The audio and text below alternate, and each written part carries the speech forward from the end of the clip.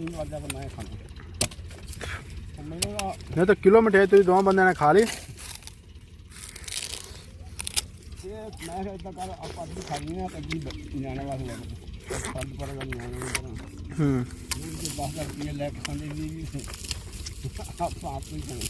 हम्म ਮੈਂ ਤਾਂ ਇਦਾਂ ਕਰ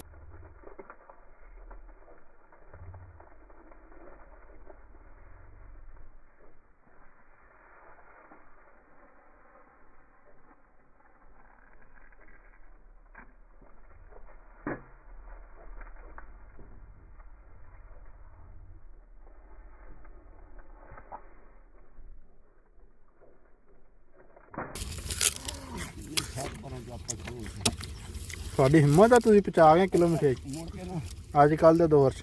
4 ਕਿ 5 ਲੱਗੀ ਸੀਗੇ